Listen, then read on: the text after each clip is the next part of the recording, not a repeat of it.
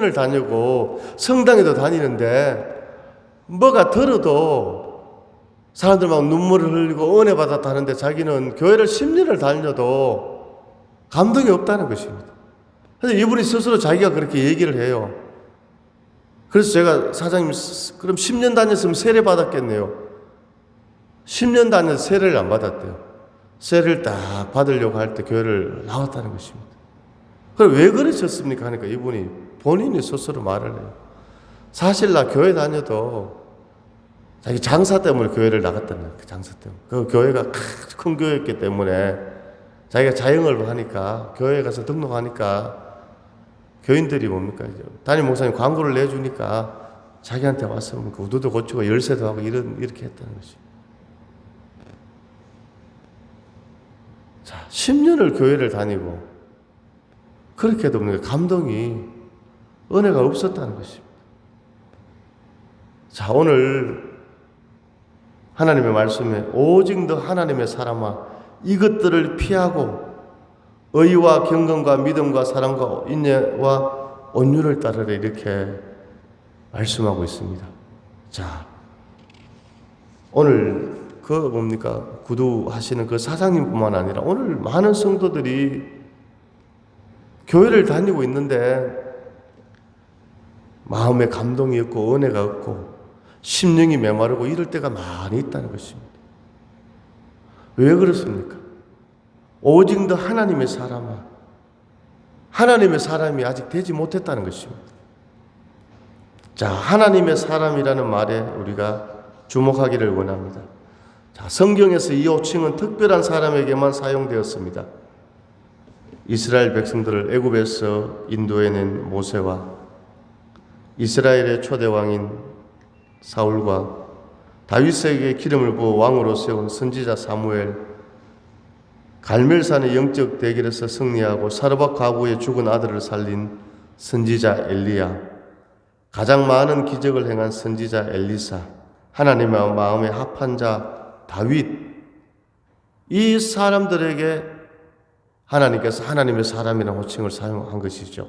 다시 한번 말씀드리면요, 이스라엘 백성들을 애굽에서 인도해낸 모세, 이스라엘 초대왕인 사울과 다윗에게 기름을 부어서 왕으로 세운 선지자 사무엘, 모세와 사무엘, 갈멜산의 영적 대결에서 승리하고 사르밧 과부의 죽은 아들을 살린 선지자 엘리야, 가장 많은 기적을 행한 선지자 엘리사, 하나님의 마음에 합한 자 다윗, 이 사람들에게 하나님의 사람이란 호칭이 사용되었습니다. 자, 그러니까 구약 시대에는 특별한 부르심을 받고 특별한 사명을 감당한 소수의 특별한 사람들에게만 하나님의 사람이라는 영광스러운 호칭이 사용되었습니다. 자, 그런데 신약 성경에 하나님의 사람 단 한 번, 오늘 디모데전서 6장 11절에서 사도 바울이 믿음의 아들 디모데에게 사용하였습니다. 그래서 오늘날 신약 시대에서 하나님의 사람은 바로 하나님께 속한 자, 이런 뜻입니다. 따라합니다. 하나님의 사람은 하나님의 속한 자다. 예수님을 믿음으로 구원받아서 하나님의 자녀가 된 사람은 바로 하늘에 속한 자 또는 하나님께 속한 자라고 이렇게 말합니다. 요한복음 15장 19절에서 예수님은 너희가 세상에 속하였으면 세상이 자기의 것을 사랑할 것이요 너희는 세상에 속한 자가 아니요 도리어 내가 너희를 세상에서 택하였기 때문에 세상이 너희를 미워하느니라, 이렇게 말씀하고 있습니다. 너희가 세상에 속하였으면 세상이 자기의 것을 사랑할 것이요 너희는 세상에 속한 자가 아니요 도리어 내가 너희를 세상에서 택하였기 때문에 세상이 너희를 미워하느니라. 자, 하나님의 사람, 즉 하나님께 속한 자를 세상은 사랑한다고 합니까? 미워한다고 합니까? 세상은 미워한다. 세상 미워한다. 예, 어제 제가 울산에 있는 황수철이라는 그 청년에게 전화를 받았는데, 수철이는 제가 2004년도, 2005년도, 2006년도 신학대학원에 다닐 때 울산 장생포교회 중등부 학생이었어요. 2004년이니까 벌써 16년이 지났잖아요. 근데도 제가 몇 년 전에 그 교회 가서 이제 집회도 하고 한 번씩 이제 신앙 이제 상담을 하고 그렇게 해요. 이제 군에 또 근무할 때도 이제 여기 충북에서 또 근무하고 했어. 그때 저희 교회도 오고 이렇게 했는데 그 당시에 제가 중동부 설교를 하면 이 수철이가 설교를 딱 자기 노트에 매주일 설교를 딱 받아 적어서 요약을 딱 적어요. 학교에서 우리 학생들이 선생님 가르칠 때 이렇게 노트 필기하는 것처럼 누가 시키지도 않았어요. 자기 스스로 설교를 요약을 딱 했어요. 왜 그렇게 하냐 하니까 다음에 또 본다는 것이죠. 우리는 다 그러니까 사람은 다 우리가 이 망각의 사람이잖아요. 잊어버리잖아요. 솔직하게 지난주 들었던 말씀도 생각해 보면요, 거의 기억이 잘 안 나요. 목회자들도 막 설교를 계속 하면서요. 성도들은 오죽하겠습니까? 근데 이 중학생이 성령의 감동으로 하나님의 말씀을 딱 또 요약을 하는 겁니다. 그래서 한 번은 제가 노트를 보니까 설교를 요약을 너무너무 잘한 겁니다. 그래서 제가 칭찬을 이제 많이 해줬거든요. 그래서 지금 이제 남자인데 아주 피아노를 배워가지고 지금 그 교회에서 이제 오후 예배, 금요 심야기도회 때 반주를 해요. 근데 이제 고민이 있다면서 전화가 온 거예요, 수철이가. 그래, 수철아, 왜 그랬냐, 이렇게 하니까. 자기가 이제 회사에 다니는데, 자기 이제 회사는 뭐, 회사마다 다 다르겠죠. 다른데 이제, 울산이니까 주일날 또 이렇게 일이 굉장히 많다, 현장에 이제 일이 많으니까, 얘는 주일날 뭡니까? 반주를 해야 되잖아요. 그러니까, 자기는 연차를 쓰는 거죠, 연차. 연차를 쓰고, 월차를 쓰고, 주일을 지키는 겁니다. 그러니까 법적으로 아무 문제가 없습니다. 그렇잖아요. 연차를 쓴다는 게 뭡니까? 저도 옛날에 직장 다녀봐도 연차는 돈을 포기하는 거잖아. 그렇잖아요. 그러니까 자기는 돈을 포기하면서까지 연차를 쓰고 이제 교회에 나오는 겁니다. 아무 문제가 없습니다. 그런데 팀장부터 팀원들이 가는 눈치가 완전히 레이저 광수를 쏘는데 스트레스가 막 이만저만이 아니다는 거죠. 생각해 보십시오. 자기는 연차 쓰고 자기 그 돈을 포기하면서 교회 나오는데 그 안 믿는 사람들은 뭡니까? 그렇게 생각하는 게 아니지. 야, 이러면 더 뭡니까? 주일날 너가 빠지니까 우리가 더 배로 일을 더 하게 된다. 이렇게 되는 것이죠. 자, 그 얘기를 이제 들으면서 그래 이제 그 상담을 하는 겁니다. 상담을. 목사님 좀 기도해 주십시오. 그러면 제가 기도할게 이렇게 했죠. 제일 힘든 게 뭐냐?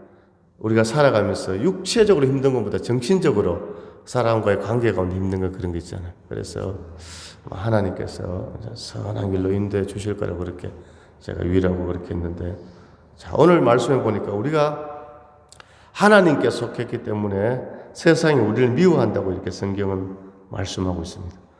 자, 세상에는 두 종류의 사람이 있습니다. 세상에 속한 자와 하나님께 속한 자입니다. 자, 오늘 우리는 내가 세상에 속한 자인가 하나님께 속한 자인가?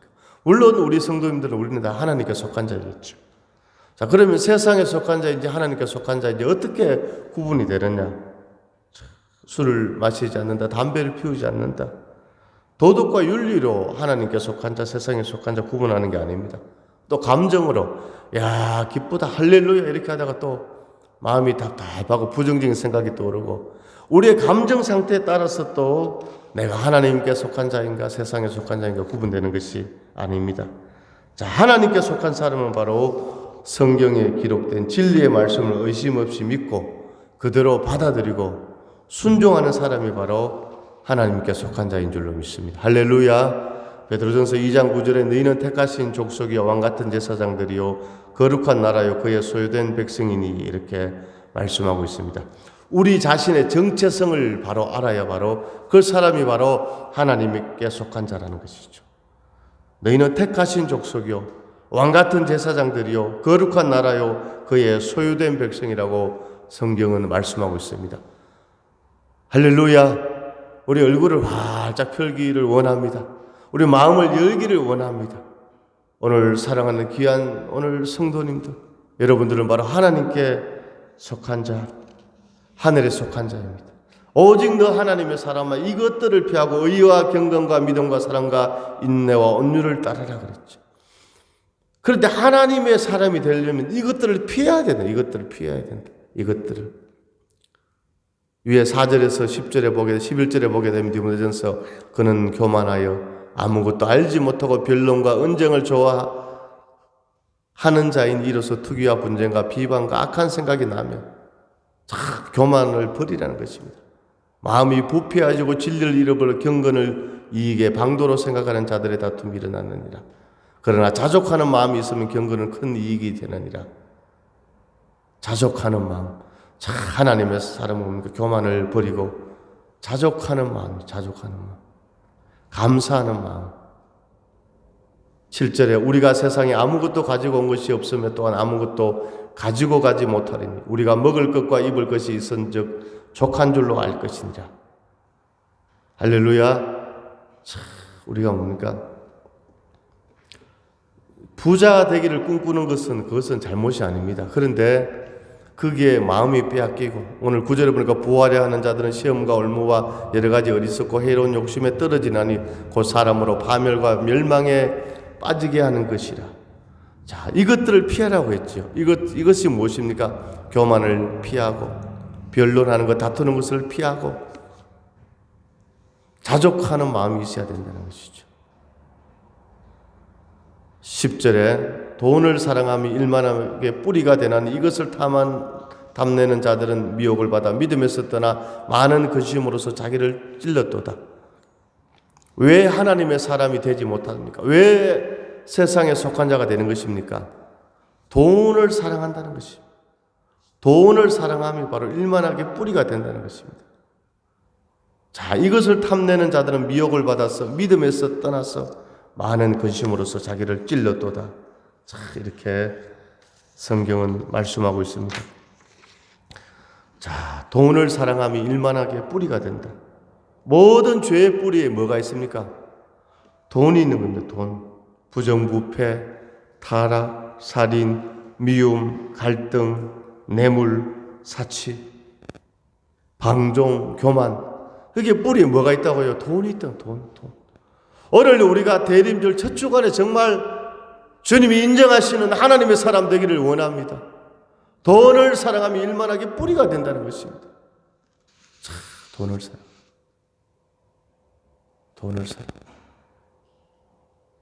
할렐루야.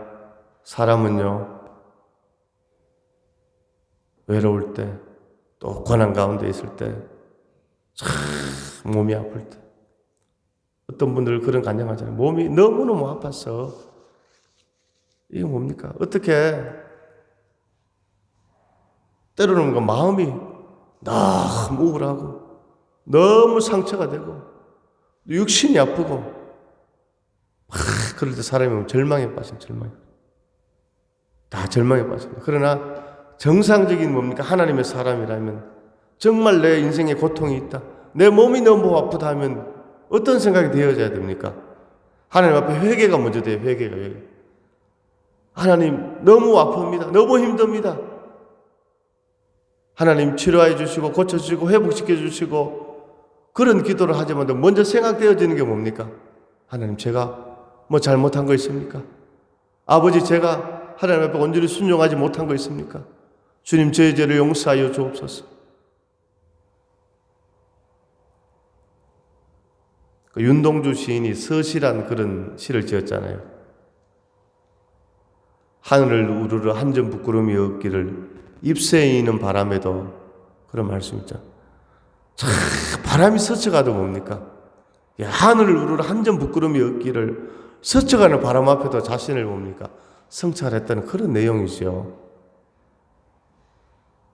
자, 오직 너 하나님의 사람. 그래서 사람이 뭡니까? 어떤 인생 가운데 내가 어려운 부분이 있다, 힘든 부분이 있다, 육체에 연약한 부분이 있다, 이럴 때 정상적인 그리스도인이라면 어떻게 됩니까? 회개가 터져나와요. 회개가 터져. 하나님 제가 하나님 앞에 하나님 행위나 제가 말로도 하나님 교회 가운데 내가 생각으로도 행동으로도 할렐루야. 오늘 오직 너 하나님의 사람아 이것들을 피하고 의와 경건과 믿음과 사랑과 인내와 온유를 따르라 그랬죠. 자, 이런 것들을 4절에서 10절에 말하는 이런 것들을 우리가 피해야 됩니다. 다 버려야 됩니다. 그럴 때 우리가 진정한 하나님의 사람이 되는 줄로 믿습니다. 돈을 사랑함이 일만하게 뿌리가 된다. 자,